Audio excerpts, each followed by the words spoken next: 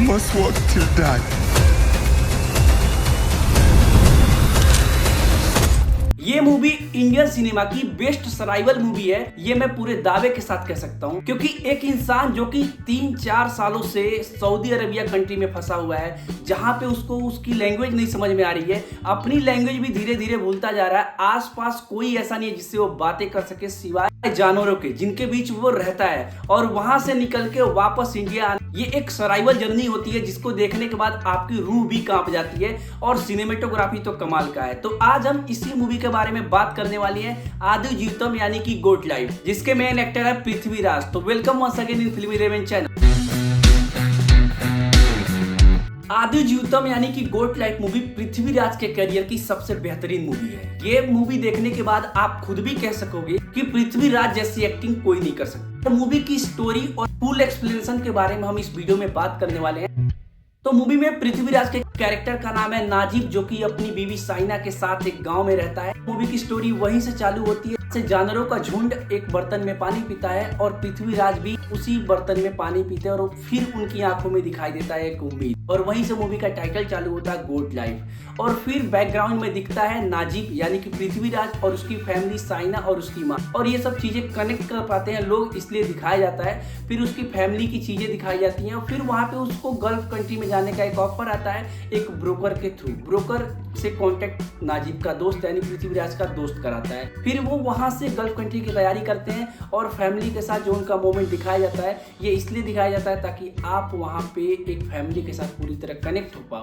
वो सीन भी काफी अच्छा है, अमाला पॉल ने भी काफी अच्छा काम किया है।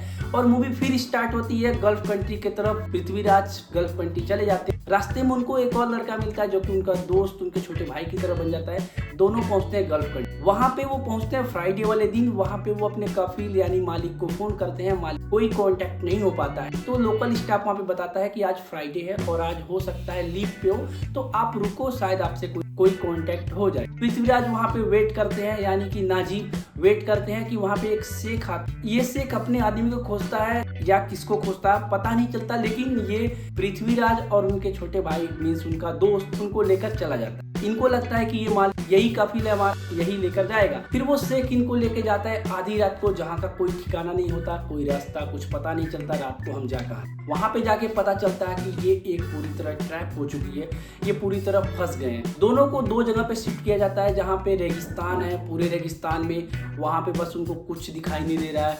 वहां पे बकरी और ऊंट, भेड़, यही सब चीजें हैं, और उनके बीच दो शेख रहते हैं, और इनका काम है उस बकरी को, उस भेड़ चराना, खिलाना, दूध निकालना, ये सब काम इनको रहता है। लेकिन इनको वहां पे एहसास होता है कि मैं इस काम के लिए नहीं आया था, मैं तो फंस चुका हूँ।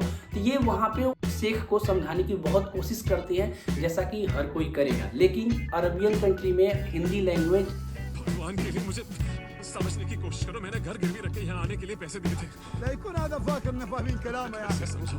समझ में आएगी भी कि नहीं, ये तो बड़ा चैलेंज होता है। और ऐसा ही होता है, समझ में कुछ नहीं आता। पृथ्वीराज पूरा समझाने की कोशिश करते हैं वहां पे, लेकिन कोई कम्युनिकेशन नहीं होता। फिर उनके ही प्लेस पे उनको एक और आदमी दिखाई देता है, इंडियन तमिल पर्सन होता है जो कि बकरियों को, भेड़ों को चराता है। फिर वो उससे भी जाके बातें करने की कोशिश करते हैं, लेकिन ये लैंग्वेज इशू आपको हर जगह देखने को मिल जाएगा। तमिल को तेलुगु समझ में नहीं आएगी, तेलुगु को मलयालम समझ में नहीं आएगी, फिर तमिल वाले को इंडियन भाषा की हिंदी समझ में नहीं आती, और उनका कम्युनिकेशन भी नहीं हो पाता। फिर वहां से निकलने की कोशिश करते हैं, समझाने की कोशिश करते हैं। ये सब चीज जब आपकी आंखों के सामने चलता है तो आपको भी ऐसा एहसास होता है कि बाहर की कंट्री में कैसा फील होता है लोगों को अगर वो वहां पे फंस जाए, और स्पेशली जब आपको वहां पे लैंग्वेज इशू। पृथ्वीराज वहां पे पूरी तरह समझाने की कोशिश करते हैं, धीरे धीरे वहां पे 2-4 बार मार भी खाते हैं, पीटते भी हैं। उनकी आंखों में एक उम्मीद, ये चेहरे पे एक निराशा होता है, और बीच बीच में फैमिली का जो कनेक्शन फ्लैशबैक दिखाया जाता है, ये चीज आपकी आंखें नम करने के लिए काफी होती है। फिर पृथ्वीराज ये एक्सेप्ट कर लेते हैं कि मुझे लग रहा है यहीं पे रहना पड़ेगा और यही सब चलता रहेगा। तो वो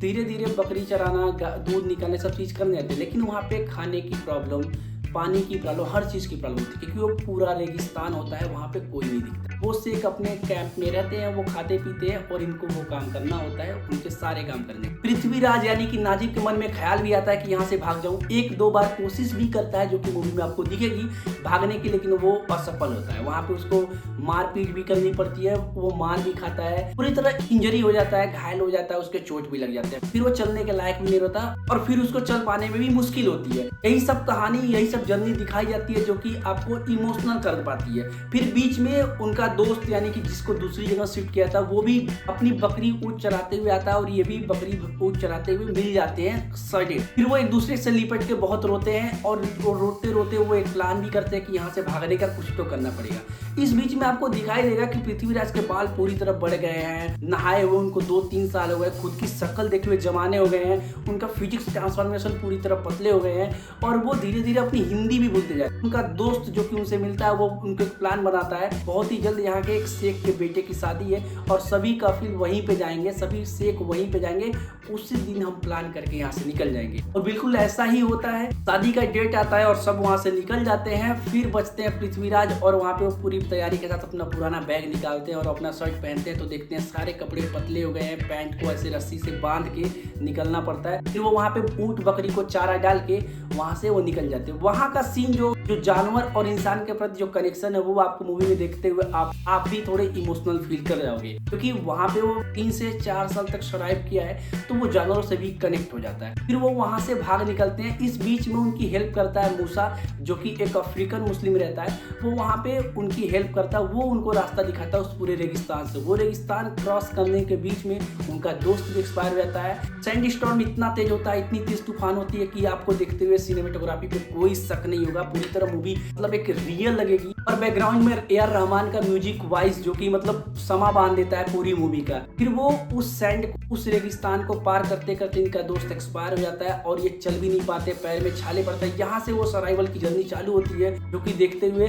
आप भी देखना चाहोगे कि ये यहाँ से निकलेगा कैसे। सर्वाइवल मूवी ऐसी ही होती है जो कि आपको बांध के रख देती है कि ये यहाँ से कैसे निकल सकता है। फिर ये जर्नी चालू होती है और वहाँ कैसे तैसे वो सैंड पार करके निकल जाते हैं सिटी के रास्ते पे। काफी लंबी जर्नी होती है, कम से कम मूवी में 20 से 25 मिनट आपको ये पूरा रेगिस्तान दिखाई देगा। सिटी के रास्ते पे जाते जाते उनका दोस्त भी एक्सपायर हो जाता है सैंड स्टॉर्म में, मूसा भी पीछे छूट जाता है और फिर ये रोड के पास पहुंच जाते हैं जहाँ पे ये लिफ्ट मांगते हैं। वहाँ पे एक शेख इनकी हेल्प करता है, अपनी गाड़ी में बिठा के एयरपोर्ट जाता है। एयरपोर्ट पे कुछ इंडियन रहते हैं, फिर वो उनकी वहाँ पे हेल्प करते हैं। उनको नहाए हुए 3-4 साल हो जाते हैं, हिंदी नहीं बोल पाते, पूरी तरह भी खाए हुए जमाना होगा। ये सब चीजें देखोगे तो आपकी भी आंखें नम हो सकती हैं पूरी मूवी के थ्रू। फिर वो इंडियन उनकी हेल्प करते हैं यहाँ से इंडिया वापस जाने का। और इंडिया वापस जाने के लिए वो एयरपोर्ट पे खड़े होते हैं कि वो शेख यानी वहाँ के शेख, वहाँ के काफिल जो भी मालिक होते हैं एयरपोर्ट पे इंस्पेक्शन के लिए आते हैं क्योंकि उनका कोई आदमी भाग जाता है। और पृथ्वीराज उसी एयरपोर्ट पे रहते हैं और उनका भी मालिक वहाँ पे आता है,